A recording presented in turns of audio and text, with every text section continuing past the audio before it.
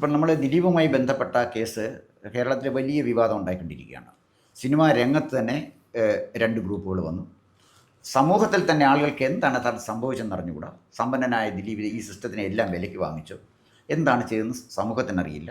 അപ്പോൾ കുറ്റവാളിയായ ദിലീപ് പണത്തിൻ്റെ ബലത്തിൽ രക്ഷപ്പെട്ടതാണ് എന്ന് ചിന്തിക്കുമ്പോൾ അതിൻ്റെ അർത്ഥം എന്ന് വെച്ചാൽ ജുഡീഷ്യറിയുടെ ഒരു ലെവൽ താഴുക ചെയ്യുന്നത്.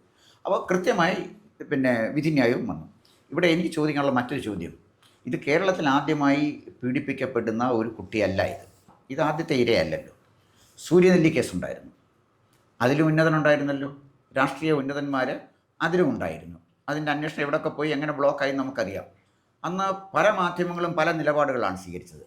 കോട്ടയത്തു നിന്ന് വരുന്ന മാധ്യമം ഒരു നിലപാട് സ്വീകരിക്കുമ്പോൾ തിരുവനന്തപുരത്ത് വരുന്ന മാധ്യമം വേറെ നിലപാട്, അപ്പുറത്ത് കോഴിക്കോട്ടു നിന്ന് വരുന്ന മാധ്യമം വേറെ നിലപാട്. അപ്പം ഞാൻ പറഞ്ഞു വന്നത്, സൂര്യനെല്ലി കേസ് എനിക്ക് തോന്നുന്നു 10-40 പേര് ആ കുട്ടിയെ പീഡിപ്പിച്ചു, അവർക്കൊരു ജോലി കൊടുത്തു, ഓക്കെ. പക്ഷേ ആ പീഡിപ്പിച്ച കുറ്റവാളികളെ ആരൊക്കെയോ ചിലരെ ശിക്ഷിച്ചു എന്നുള്ളതല്ലാതെ അവിടെയും ഉന്നതൻ അല്ലെങ്കിൽ ഉന്നതന്മാർ രക്ഷപ്പെട്ടു. സൂര്യനെല്ലി കേസിൽ. 2 വിതുര കേസ്. വിതുര കേസിലും ഉന്നതന്മാരുണ്ടായിരുന്നു. സിനിമാ രംഗത്തെ അടക്കമുള്ള ഉന്നതന്മാർ വിതുര കേസിലും ഉണ്ടായിരുന്നു. അവിടെയും ആ കുട്ടിയോടെ നീതി ചെയ്തു എന്ന് എനിക്ക് തോന്നുന്നില്ല. കുട്ടിയോടെ നീതി ഐസ്ക്രീം പാർലർ കേസ് ഉണ്ടായിരുന്നു. അപ്പോൾ നീതി ചെയ്തു എന്ന് പറഞ്ഞാൽ ആ കുറ്റവാളികൾ ശിക്ഷിക്കപ്പെടുമ്പോഴാണ് ഇരയോടെ നീതി ചെയ്യുന്നത്. അതുപോലെ തന്നെ കവിയൂർ കേസ്, അവിടെയും ഒരു ഉന്നതൻ ഉണ്ടായിരുന്നു. ആ ഉന്നതൻ കോടതി കയറി നിന്ന് ഒരു മാധ്യമപ്രവർത്തകൻ്റെ മുന്നിൽ നിന്ന് വിറക്കുകയും അവസാനം എനിക്ക് കുടിക്കാൻ വെള്ളം വേണമെന്ന് പറയുകയും ചെയ്തൊക്കെ സ്ഥിതി ഉണ്ടായിരുന്നല്ലോ കേരളത്തിൽ. ഞാൻ പറഞ്ഞു വന്നത്, ദിലീപ് മാത്രമല്ല, രാഷ്ട്രീയ രംഗത്തെയും സിനിമാ രംഗത്തെയും പ്രമുഖന്മാരുടെ പീഡനം ഇതിനു മുമ്പും വന്നിട്ടുണ്ട്. അപ്പോഴേ സൂര്യനെല്ലി കേസും അതല്ലെങ്കിൽ കവിയൂർ കേസും അതുമല്ലെങ്കിൽ വിതുര കേസും ഈ ഐസ്ക്രീം കേസും ഒക്കെ ആയിട്ട് കണക്ട് ചെയ്ത് വരുമ്പോഴേ എന്ത് പ്രത്യേകതയാണ് താങ്കൾ ഇതുമായുള്ള വ്യത്യാസം, അതായത് ഈ ഇപ്പോഴത്തെ നടക്കുന്ന ഈ കേസും ദിലീപിൻ്റെ ഈ കേസും മറ്റ് കേസുകളുമായിട്ട് എന്ത് വ്യത്യാസമാണ് താങ്കൾ കാണുന്നത്? അതിൽ നമ്മൾ ഇപ്പോൾ ഗോപാലൻ പറഞ്ഞെടുത്ത് തന്നെ നമുക്ക് തുടങ്ങാം. കാരണം അതിൽ പല സ്ത്രീപീഡന കേസുകളും VS അച്യുതാനന്ദനാണ് എടുത്ത് കൊണ്ടുപോയിരുന്നത്. ആ സമയത്തൊക്കെ ഞാൻ VSൻ്റെ കൂടെ ഉണ്ട്. അപ്പം ഞാൻ ചെല്ലുമ്പോഴത്തേക്ക് ഐസ്ക്രീം പാർലർ കേസ് അജിതയാണ് നടത്തിക്കൊണ്ടിരുന്നത്. അജിത മറ്റേ ഒരു പൊതുപ്രവർത്തകനുണ്ടല്ലോ, അജിത. അപ്പോൾ ഞാനാണ് VSനോട് പറഞ്ഞത്, ഇത് അജിതയല്ല ഇത് ചെയ്യേണ്ടത്, നമ്മളാണ്, VS ആണ് ചെയ്യേണ്ടതെന്ന് പറഞ്ഞിട്ട് VS അത് ഏറ്റെടുക്കുക. VS എന്ന് പറയുന്ന VSനെ പോലൊരു ഒരു പ്രധാനപ്പെട്ട ഒരു നേതാവ് 17 വർഷം ഐസ്ക്രീം പാർലർ കേസ് ഫൈറ്റ് ചെയ്തു. 17 വർഷം. അപ്പം ഞാനത് കഴിഞ്ഞിട്ട് ഒരിക്കൽ UDF സർക്കാർ അധികാരത്തിലിരുന്നപ്പോൾ 2011-16 ഇടയ്ക്ക് ഞാൻ ആദ്യമായിട്ട് കുഞ്ഞാലിക്കുട്ടിയെ കാണാൻ പോയി. കുഞ്ഞാലിക്കുട്ടിയോട് പറഞ്ഞു, ഷാജാനെ, ഒരു ജീവപര്യന്തം എന്ന് പറഞ്ഞു കഴിഞ്ഞാൽ ഒരു 14 വർഷമാണ് ജീവപര്യന്തം, എന്നെ 17 വർഷമാണ് എന്നെ വേട്ടയാടിയത് എന്നാണ് എന്നോട് പറഞ്ഞത്. ഐസ്ക്രീം പാർലർ കേസിൽ അവസാനം സംഭവിച്ചത് എന്താണ്? എങ്ങും എത്താതെ പോയി. വിതുര കേസ് നടന്നിട്ട് ഇപ്പോൾ എനിക്ക് തോന്നുന്നു ഒരു 10-30 വർഷം കഴിഞ്ഞ് ഇപ്പോഴും വിചാരണ നടന്നുകൊണ്ടിരിക്കുകയാണ്. അതിലെ അതിജീവിതയ്ക്ക് ആരും അറിയാതെ VS മുഖ്യമന്ത്രി ആയിരുന്നപ്പോഴത്തേക്ക് സീഡിറ്റിൽ എന്നൊരു ജോലി കൊടുത്തായിട്ട് എനിക്കറിയാം. ഒന്ന് ഞങ്ങൾ 2-3 പേര് മാത്രമേ അത് അറിയത്തുള്ളൂ. കവിയൂർ കേസിലും കിളിരൂർ കേസിലും എന്താ സംഭവിച്ചത്? കിളിരൂർ കേസിൽ ഒരു ഉന്നത നേതാവ്, ഞാനത് കൂടുതൽ പറയുന്നില്ലെങ്കിലും, ഒരു ഉന്നത നേതാവിൻ്റെ മകൻ ചെന്ന് ഈ പീഡിപ്പിക്കപ്പെട്ടിട്ടുള്ള ഈ കിളിരൂരിലെ ശാരി എന്ന് പറഞ്ഞ പെൺകുട്ടി ആശുപത്രി കിടക്കുമ്പോൾ അവരെ കാണുന്നു. കവിയൂരായിരുന്നു? അല്ലല്ല, കിളിരൂർ. കവിയൂരിലേക്ക് ഞാൻ വരാം. അപ്പം അവർ ചെന്നിട്ട് ഈ പീഡിപ്പിക്കപ്പെട്ട സ്ത്രീ ആശുപത്രി കിടക്കുമ്പോഴത്തേക്കും അവിടെ കാണുന്നു ഏത് ഒരു ഉന്നതൻ്റെ മകൻ. അപ്പോൾ അവർക്ക് ഒത്തിരി ആരോഗ്യ പ്രശ്നങ്ങളൊക്കെ ആയിട്ട് അവർ കിടക്കുകയാണ്, ഏതാണ്ട് സീരിയസ് ആണ്. അത് കഴിഞ്ഞ് മണിക്കൂർ കഴിഞ്ഞപ്പോൾ ഈ വന്ന് കണ്ട ഈ ചെറുപ്പക്കാരനെ അവരെ പീഡിപ്പിച്ചിട്ടുണ്ടെന്നുള്ള വസ്തുത, അവരുടെ അച്ഛൻ വന്ന് ഈ ഇരയെ കാണുന്നു. ഇരയെ കണ്ട ഉടനെ തന്നെ അവർ പെട്ടെന്ന് സീരിയസ് ആകുന്നു. അത് കഴിഞ്ഞ് അധികം താമസിക്കാതെ അവർ മരിക്കുന്നു. യഥാർത്ഥത്തിൽ ഈ അച്ഛനും അവരെ പീഡിപ്പിച്ചിട്ടുണ്ടായിരുന്നു എന്നുള്ളത് അവർ അപ്പോഴാണ് മനസ്സിലാകുന്നത്. ഈ മകൻ്റെ അച്ഛനായിരുന്നു ഇയാൾ എന്നുള്ളത്, ഈ മകൻ്റെ അച്ഛനാണെന്ന് പറഞ്ഞ അച്ഛൻ വന്നപ്പോഴാണ് അവരറിയുന്നത്. അപ്പോൾ അവർ മകനും അച്ഛനും കൂടെ പീഡിപ്പിച്ച ഷോക്കിലാണ് അവർ പിന്നീട് മരിച്ചുപോയത് എന്നാണ് കേൾക്കുന്നത്. കവിയൂർ കേസിൽ അനഘ ഉൾപ്പെടുന്ന 5 കുടുംബാംഗങ്ങൾ ആത്മഹത്യ ചെയ്തു. ആ വിഷയം ഉണ്ടായപ്പോൾ PK ശ്രീമതി പത്തനംതിട്ട ചെന്നിട്ട് അവിടെ പത്രസമ്മേളനം, അവർ മന്ത്രിയിലായിരുന്നു, അവർ പത്രസമ്മേളനം നടത്തിയിട്ട് പറഞ്ഞത് ഈ സ്ത്രീയുടെ കന്യാധർമ്മം പിന്നെ പൊട്ടിയിട്ടില്ലായിരുന്നു, അവർ പീഡിപ്പിക്കപ്പെട്ടില്ലായിരുന്നു എന്നാണ് ഇവർ പത്തനംതിട്ടയിൽ പോയി പത്രസമ്മേളനം നടത്തിയത്. അവിടുന്ന് നമ്മൾ ഇങ്ങോട്ട് വന്നു കഴിഞ്ഞാൽ ഇപ്പം പിന്നെ സൂര്യനെല്ലി കേസിൽ പീഡകൻ എന്ന് പറയുന്ന ഒരാൾ ഇപ്പോഴും സജീവമായിട്ട് രാഷ്ട്രീയത്തിലുണ്ട്. 80 കഴിഞ്ഞൊരു മനുഷ്യനുണ്ട്, പേര് ഞാൻ പറയുന്നില്ലെന്നേ ഉള്ളൂ, ആരോപണം ഉന്നയിച്ചിട്ടുള്ളൂ. കാരണം വെച്ചാൽ അത് അദ്ദേഹം അതിനകത്ത് പങ്കെടുത്തിട്ടില്ല എന്ന് പറഞ്ഞിട്ട് എന്നെ വരെ അദ്ദേഹം വന്ന് കാണാൻ വന്നു. അതുകൊണ്ട് അപ്പം അത് പിന്നെ രാഷ്ട്രീയ നേതാക്കന്മാരുടെ കാര്യം. പിന്നീട് CPM നമുക്കറിയാമല്ലോ, PK ശശി, ഗോപി കോട്ടമുറിക്കൽ പീഡിപ്പിച്ചത് പാർട്ടി നേതാവിനെയായിരുന്നു. പാർട്ടിക്കാർ തന്നെയാണ് അത് പുറത്തു കൊണ്ടുവന്നത്. അതിലിപ്പോഴും സ്റ്റേറ്റ് മുന്നിലിരിക്കുക. ഇനി സിനിമാ നടന്മാരുടെ കാര്യം എടുത്താലോ? സിനിമാ നടന്മാരുടെ കാര്യം എടുത്തു കഴിഞ്ഞാൽ ഇത് മാത്രമാണോ? ബാലേന്ദ്ര മേനോൻ, സിദ്ദിഖ്, ജയസൂര്യ, നിവിൻ പോളി, എത്ര നടന്മാർക്കെതിരെ ആരോപണം വന്നിരിക്കുന്നു, എത്ര നിർമ്മാതാക്കൾക്കെതിരെ ആരോപണം വന്നിരിക്കുന്നു. അതിലെല്ലാം അതിജീവിതകളുണ്ട്. പലതിലും നടിമാരും അതിജീവിതകളായിരുന്നു. അപ്പം അതൊന്നും ചർച്ച ചെയ്യപ്പെടാതെ, അതൊന്നും മാധ്യമങ്ങൾക്കൊന്നും പ്രസക്തമല്ലാതെ ഇത് ഒരു വലിയ ചർച്ചാ വിഷയമായി വരുന്നു. ഇതിലാണ് ഭാഗ്യലക്ഷ്മി വരുന്നത്. ഭാഗ്യലക്ഷ്മി പിന്നെ സിദ്ദിഖിൻ്റെ അതിജീവിതയെക്കുറിച്ചോ അല്ലെങ്കിൽ ബാലേന്ദ്ര മേനോൻ്റെ അതിജീവിതയെക്കുറിച്ചോ അല്ലെങ്കിൽ പിന്നെ നിവിൻ പോളിയുടെ അതിജീവിതയെക്കുറിച്ചോ ജയസൂര്യയുടെ അതിജീവിതയെക്കുറിച്ചൊന്നും സംസാരിക്കുന്നത് ഞാൻ കേട്ടിട്ടില്ല. വിമൻ ഇൻ മീഡിയ കളക്റ്റീവ് എന്ന് പറഞ്ഞവർ സംസാരിക്കാൻ വാ തുറക്കുന്നത് മുഴുവൻ പിന്നെ ഈ അതിജീവിതയ്ക്ക് വേണ്ടി മാത്രമാണ്. അപ്പം അതിൽ നിന്ന് ഒന്നത്. 2, ഈ അതിജീവിത ഈ പിണറായി വിജയൻ അറിയാൻ പാടില്ല എന്നിട്ടാണ്. പിണറായി വിജയൻ ശ്രീപീഠകന്മാരെ സംരക്ഷിക്കുന്നവരാണെന്ന് അതിജീവിതയെക്കുറിച്ച് ബാക്കിയുള്ള മുഴുവൻ ജനങ്ങൾക്കും അറിയാം. അതിജീവിതയ്ക്ക് എന്താണ് അറിയാൻ മേലാതെ പോകുന്നത്? പിണറായി വിജയൻ്റെ ഓഫീസിലിരിക്കുന്ന പൊളിറ്റിക്കൽ സെക്രട്ടറി ഏറ്റവും വലിയ സ്ത്രീലമ്പടനാണെന്ന് ഈ അതിജീവിതയ്ക്ക് അറിയാൻ പാടില്ല. വേടനെ രക്ഷിച്ചത് പിണറായി വിജയനാണെന്ന് ഈ അതിജീവിതയ്ക്ക് അറിയാൻ പാടില്ല. അപ്പം അതുകൊണ്ട് തന്നെ ഇതിൽ സത്യങ്ങളും സത്യാന്വേഷണമല്ല ഇതിൽ നടക്കുന്നത്, ഇതിൽ രാഷ്ട്രീയ കളിയാണ് നടക്കുന്നത് എന്നുള്ളത് 100% ഉറപ്പാണ്.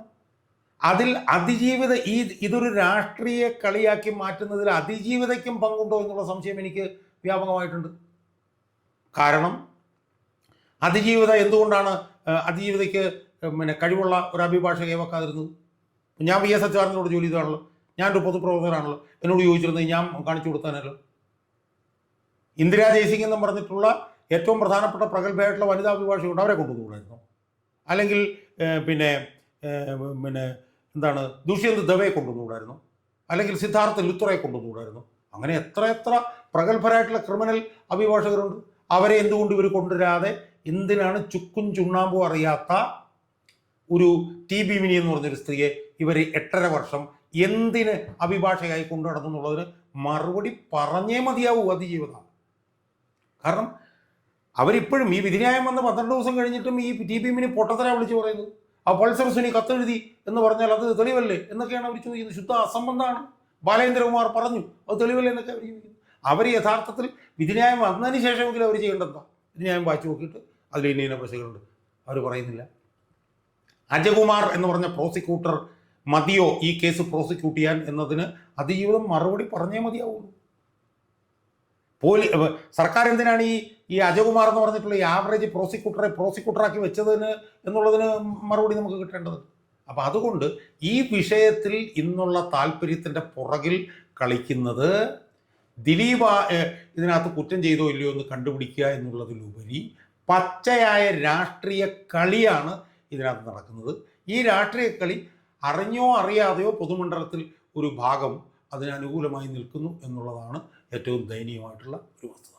അപ്പോൾ ഈ പറഞ്ഞപ്പോൾ തന്നെ ഇപ്പം താങ്കൾ പല ആളുകളുടെ പേര് പറഞ്ഞു, ബാലേന്ദ്ര മേനോൻ അടക്കമുള്ള പല ആളുകളുടെ പേര് പറഞ്ഞു. നമ്മുടെ സിനിമാ രംഗത്ത് നിൽക്കുന്ന എല്ലാവരും നമുക്ക് മോശമാണെന്ന് പറയാൻ പറ്റില്ലെന്നാണ് എൻ്റെ ഒരു അഭിപ്രായം. വളരെ മാന്യമായി സിനിമാ രംഗത്ത് നിൽക്കുന്ന ധാരാളം ആളുകളുണ്ട്. അപ്പോൾ പലപ്പോഴും ഒരു പരാതി ഒരാൾ എഴുതി കൊടുത്തു എന്ന് കഴിയുമ്പോൾ, ഒരു സ്ത്രീ ഒരു പരാതി ഒരാളുടെ പേരിൽ എഴുതി കൊടുത്തു, അതിൻ്റെ സത്യാവസ്ഥയെക്കുറിച്ച് ആലോചിക്കാതെ മീഡിയ ഒരാളിനെ ക്രൂശിക്കാൻ ഇറങ്ങുന്നത് ശരിയാണ്. അപ്പോൾ തന്നെ പിന്നെ ബാലേന്ദ്ര മേനോൻ്റെ കാര്യം, ബാലേന്ദ്ര മേനോൻ്റെ എവിടെ ഒരു ഇൻ്റർവ്യൂ ഞാൻ കണ്ടു. അദ്ദേഹം നിരപരാധിയാണെന്ന് പറഞ്ഞിരിക്കുന്നതാണ്. ശരിയാണോ ഇല്ലയോ എന്ന് എനിക്ക് അറിഞ്ഞുകൂടാ. ഇത് അതുപോലെ തന്നെ മറ്റ് പലരും, എല്ലാവരും തെറ്റുകാരാണോ എന്ന് വെച്ചാൽ എനിക്കറിയില്ല. പക്ഷേ ഒരു ഒരു പോലീസിലൊരു പരാതി ഒരു സ്ത്രീ എഴുതി കൊടുത്തു കഴിയുമ്പോൾ അതൊന്ന് അന്വേഷിച്ചിട്ട് തെറ്റുകാരനാണെങ്കിൽ തീർച്ചയായിട്ടും തെറ്റുകാരനെ കണ്ടെത്തുകയും നമ്മുടെ നീതിന്യായ വ്യവസ്ഥയിലെ പരമാവധി ശിക്ഷ ഏറ്റുവാങ്ങിച്ച് കൊടുക്കുകയും ചെയ്യണം. പക്ഷെ പലപ്പോഴും ഈ പീഡന കേസുകളിൽ വ്യക്തിവൈരാഗ്യം വെച്ച് പീഡന കേസുകൾ നമ്മുടെ സംസ്ഥാനത്ത് വരുന്നില്ലേ? അതുപോലെ തന്നെ പരസ്പരം യോജിച്ച് അല്ലെങ്കിൽ പരസ്പര ധാരണയോടെ നടന്ന ബന്ധങ്ങളെ പീഡനങ്ങളായി പിന്നീട് ചിത്രീകരിക്കുന്നില്ലേ? ഇതിനൊക്കെ ഒരു പരിഹാരം വേണ്ടേ? അല്ല, ഗോമാറി പറഞ്ഞതൊരു വളരെ യുക്തിഭദ്രമായിട്ടുള്ളൊരു ചോദ്യമാണ്. അതിലൊന്നും എനിക്കൊരു അഭിപ്രായ വ്യത്യാസമില്ല. ഈ വരുന്ന പരാതികളെല്ലാം മുഖവിലേക്ക് എടുക്കണമെന്നും ഈ വരുന്ന പരാതികളിൽ മുഴുവൻ പരാതിക്കാരി പറഞ്ഞത് ശരിയാണ് എന്നുള്ള അഭിപ്രായമൊന്നും എനിക്കില്ല എന്നുള്ളതുകൊണ്ടാണല്ലോ ഈ അതിജീവിതയുടെ കാര്യത്തിൽ തന്നെ ഞാൻ വ്യത്യസ്ത നിലപാടെടുക്കുന്നത്. അതുകൊണ്ട് ഇപ്പം ഞാനിപ്പം നമ്മുടെ സുഹൃത്തിനടുത്ത് പറയുന്നത് രാഹുൽ മാങ്കൂട്ടത്തിൻ്റെ വിഷയം തന്നെ. രാഹുൽ മാങ്കൂട്ടത്തിൻ്റെ വിഷയത്തിൽ കോടതിയിലെത്തിയ 2 പരാതികളും തെറ്റായിരുന്നു എന്ന് ഇപ്പം കോടതിയിൽ തന്നെ തെളിയിക്കപ്പെട്ടിട്ടുള്ളതാണ്. അപ്പോൾ സ്ത്രീകൾ പരാതി കൊണ്ടുവന്നു എന്ന് പറഞ്ഞു എന്നുള്ള ഒറ്റ കാരണം കൊണ്ട് അത് ശരിയാണ് എന്ന് നമ്മൾ കണക്കാക്കരുത് എന്നുള്ളത് തന്നെയാണ് എൻ്റെ അഭിപ്രായം. അതിനകത്ത് ഡിഫറൻസിയേഷൻ വേണം. പക്ഷേ ആ ഡിഫറൻസിയേഷൻ ഉണ്ട് എന്ന് പറയുമ്പോഴും ഇവിടെ എന്താ സംഭവിക്കുന്നത്? ഇവിടെ ഒരു സിനിമാ നടനെതിരെ ഒരു സ്ത്രീപീഡന പരാതി വന്നാൽ ഒരു സംശയവും വേണ്ട, ആ സിനിമാ നടൻ അതിൽ നിന്ന് രക്ഷപ്പെട്ടിരിക്കും. ദിലീപിനെ നമുക്ക് മാറ്റി വയ്ക്കാം, കാരണം അയാളുടെ കാര്യത്തിൽ ഒരു വിധിന്യായം വന്നല്ലോ, അയാൾ കുറ്റമുക്തനാണ്.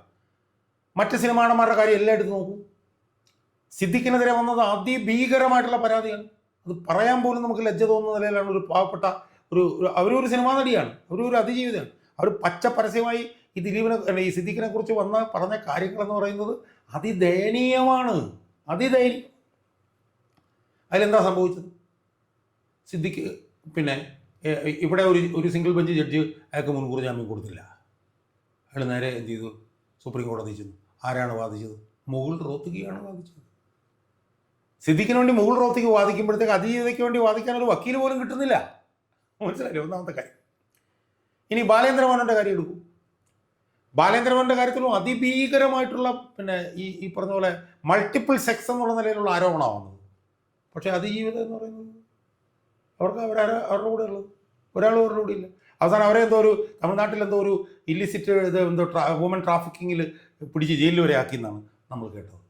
അപ്പം സിനിമാ നടന്മാരുമായി ബന്ധപ്പെട്ടിട്ടുള്ള കേസുകളിലെല്ലാം തന്നെ സിനിമാ നടന്മാർ സ്വാധീന ശക്തിയുള്ളവരും സിനിമാ നടന്മാർക്കെതിരെ പരാതിയുമായി ബന്ധപ്പെട്ട് വരുന്ന ഇരകൾ അവർ ഒരു സ്വാധീനമില്ലാത്തവരുമായിരിക്കാം. അതിൽ പലരും ചിലപ്പം മനഃപൂർവ്വം ചെയ്യുന്നവരും ഉണ്ടാവാം, ഇല്ലെന്ന് ഞാൻ പറയുന്നില്ല. നമ്മളിപ്പോൾ ഹൈക്കോടതിയുടെ കാര്യം എടുത്ത് നോക്കൂ. ഹൈക്കോടതിയിൽ സിനിമാ നടന്മാർ ഉൾപ്പെട്ടിട്ടുള്ള സ്ത്രീപീഡന കേസുകൾ ഏതൊക്കെ ചെന്നിട്ടുണ്ടോ അതിൽ മുഴുവൻ എണ്ണത്തിലും സിനിമാ നടന്മാർക്ക് മുൻകൂർ ജാമ്യം കിട്ടിയിട്ടുണ്ട്. ഞാൻ ഒരു 6, 7, 8 കേസ് ഞാൻ വീഡിയോ വരെ ചെയ്തിട്ടുള്ള കാര്യമെന്നാണ്. വിജയബാബു എന്ന് പറഞ്ഞൊരുത്തൻ, അവനെതിരൊരു സ്ത്രീപീഡനം വന്നു. അവൻ എന്ത് ചെയ്യുമെന്ന് ചോദിച്ചു കഴിഞ്ഞാൽ അവൻ്റെ നിർമ്മാതാവാണ്. ഇവിടുന്ന് നേരെ ഗൾഫിലേക്ക് കിട്ടും. അവിടെ ചെന്നിരുന്നുകൊണ്ട് ഈ പെൺകുട്ടിയുടെ പേര് പറഞ്ഞ് അവിടെ ഇരുന്ന് അവൻ ഒരു ഫേസ്ബുക്ക് ലൈവ് ചെയ്തു. അത് മുൻകൂർ ജാമ്യത്തിൻ്റെ ബഹുമാനപ്പെട്ട ജഡ്ജിയുടെ മുമ്പിൽ ഞാൻ പേര് പറയുന്നില്ല. പുല്ലുപോലെ മുൻകൂർ ജാമ്യം കൊടുത്തു. ദിലീപിന് മുൻകൂർ ജാമ്യം കൊടുത്തു, ബാലേന്ദ്രവന് മുൻകൂർ ജാമ്യം കൊടുത്തു, നിവിൻ പോളിക്ക് മുൻകൂർ ജാമ്യം കൊടുത്തു, ജയസൂര്യക്ക് മുൻകൂർ ജാമ്യം കൊടുത്തു. ഇതിൽ ഒരെണ്ണത്തിൽ പോലും അതിജീവിതയ്ക്ക് അനുകൂലമായി ഒരു വിധി ഒരു കോടതിയിൽ നിന്നും വന്നിട്ടില്ല. കാരണം നമ്മുടെ ജസ്റ്റിസ് ഡെലിവറി സിസ്റ്റം പണക്കാരനെയാണ് സപ്പോർട്ട് ചെയ്യുന്നത്. സിമ്പിളാണ്. പക്ഷേ ആ സമ്പന്നനെ പിന്തുണയ്ക്കുന്ന ജസ്റ്റിസ് ഡെലിവറി സിസ്റ്റത്തിലും ചാഞ്ഞും ചരിഞ്ഞും നിന്ന് പീഡിതന് വേണ്ടിയിട്ട് പ്രവർത്തിക്കാമെന്ന് കാണിച്ച ആളാണ് വി എസ് അച്യുതാനന്ദൻ. അങ്ങനെയാണ് ഈ സമ്പന്നൻ അനുകൂലമായി നിൽക്കുന്ന ജസ്റ്റിസ് ഡെലിവറി സിസ്റ്റത്തിൽ 20 വർഷം ഫൈറ്റ് ചെയ്ത് ബാലകൃഷ്ണപിള്ളയെ വി എസ് അച്യുതാനന്ദൻ ജയിലിലാക്കിയത്. പക്ഷെ അതിന് വേണ്ട ഒരു കൂർമ്മ ബുദ്ധി അതുണ്ടാവണം. പക്ഷെ ഇവിടെ മൊത്തത്തിൽ നമ്മൾ എടുത്തു നോക്കിയാൽ കാണുന്നത് ഇത് കോടതിയിലോട്ട് ചെല്ലുന്നു. കോടതിയിലോട്ട് ചെല്ലുമ്പോൾ കോടതി ഉടനെ ചോദിക്കുന്നു, അത് അങ്ങനെയല്ലേ ഇങ്ങനെയല്ലേ ചോദിക്കുന്നു, തള്ളിപ്പോകുന്നു. എന്താ കാരണം? എന്താ? ആ വിഷയങ്ങളിൽ ഒന്നിലും ശക്തമായ പ്രോസിക്യൂഷൻ ഇല്ല. ഇപ്പം സൂര്യനെല്ലി കേസിൽ പിന്നെ ആ പെൺകുട്ടിയുമായി ബന്ധപ്പെട്ട് കുറേ പേരെങ്കിലും ശിക്ഷിക്കപ്പെട്ടെന്നുള്ളതാണ്. ശക്തമായ പ്രോസിക്യൂഷൻ ഉണ്ടായിരുന്നു. ഇപ്പോൾ വിജയബാബുവിൻ്റെ കേസ് ചെല്ലുമ്പോഴത്തേക്ക് പ്രോസിക്യൂഷൻ അനങ്ങില്ല. വേടൻ്റെ കേസ് ചെല്ലുമ്പോൾ പ്രോസിക്യൂഷൻ അനങ്ങില്ല. പിന്നെ സിദ്ദിഖിൻ്റെ കേസ് ചെല്ലുമ്പോൾ പ്രോസിക്യൂഷൻ അനങ്ങില്ല. ബാലേന്ദ്രൻ്റെ കേസ് ചെല്ലുമ്പോൾ പ്രോസിക്യൂഷൻ ആണെങ്കിൽ. അപ്പം അടിസ്ഥാനപരമായിട്ടുള്ള പ്രശ്നം എന്ന് പറഞ്ഞാൽ എന്താണ്? സ്ത്രീ സുരക്ഷയുമായി ബന്ധപ്പെട്ട് ഭരണകൂടത്തിനുള്ള കമ്മിറ്റ്മെൻറ്റ്, അതാണ് അടിസ്ഥാനപരമായിട്ടുള്ള പ്രശ്നം.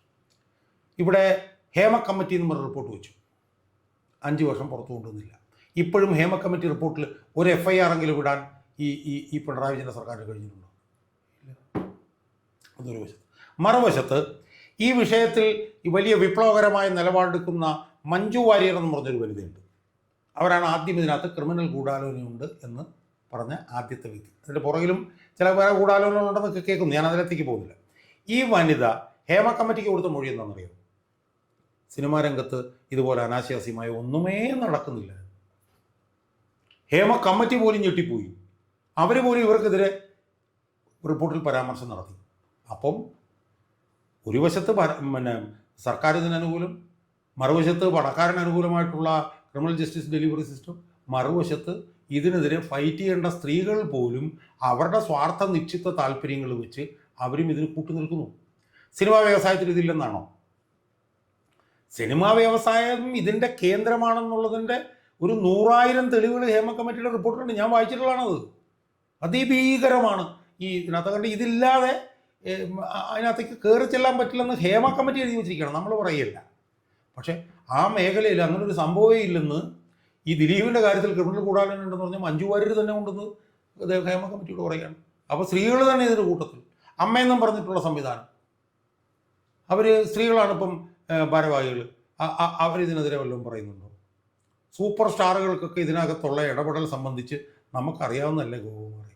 ഒരു നടൻ എത്രയോ വർഷങ്ങൾക്ക് മുമ്പ് നടന്നൊരു ഇൻ്റർവ്യൂവിൽ ഓർമ്മയില്ലേ, 3000 പേരെ, അത് 3000 ഒന്നും അല്ല, 3000 സ്ത്രീകളൊന്നും അല്ല. അയാൾ പിന്നീട് അത് ഞാൻ തമാശക്കാണ് പറഞ്ഞെങ്കിലും നിങ്ങൾ 3000 സ്ത്രീകളുമായിട്ട് നിങ്ങൾ ബന്ധത്തിൽ ഏർപ്പെട്ടിട്ടുണ്ടെന്നുള്ളതാണല്ലോ ഇങ്ങനെ പറയുന്നത് എന്ന് പറയുമ്പോൾ അയാൾ അതിന് കൊടുക്കേണ്ട മറുപടി ഇതാണോ? 3000 ഒന്നുമില്ല എന്ന് പറഞ്ഞിട്ട് 6-7 വർഷമായി. അയാൾ ഹേമ കമ്മിറ്റി റിപ്പോർട്ട് വന്നപ്പോഴത്തേക്ക് ആശുപത്രിയിലായെന്നാണ് കേൾക്കുന്നത് 2-3 ദിവസം. അപ്പം ഇതാണ് ഇവിടുത്തെ അവസ്ഥ.